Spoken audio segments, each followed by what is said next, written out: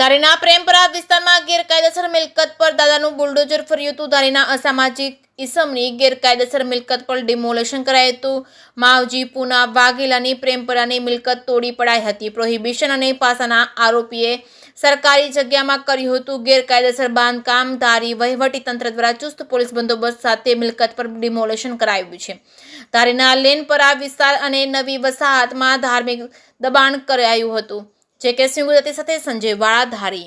આજરોજ ધારી તાલુકાના પ્રેમપરા વિસ્તારમાં આવેલ માવજીભાઈ પુનાભાઈ વાઘેલા નામના ઈસમ કે જેના વિરુદ્ધ શરીર સંબંધી ગુનાઓ તેમજ પ્રોહિબિશનના અનેક ગુનાઓ નોંધાયેલ છે તેમજ 2022માં પાસા હેઠળ પણ એની અટકાયત કરવામાં આવી છે। તેના દ્વારા સરકારી જમીન પર દબાણ કરી અને રહેવામાં આવતા હતા એના વિરુદ્ધમાં અમે કાર્યવાહી કરી અને આજરોજ એ દબાણ દૂર કરવામાં આવેલ છે। સાથે સાથે ધારીના લેનપરા વિસ્તારમાં આવેલ એક બાપા સીતારામનો ઓટો અને નવી વસાહતમાં પણ એવું એક ધાર્મિક દબાણ નોંધાવવામાં આવેલ છે જેની સુપ્રીમ કોર્ટની ગાઈડલાઈન અનુસાર આજ રોજ દૂર કરવામાં આવેલ છે।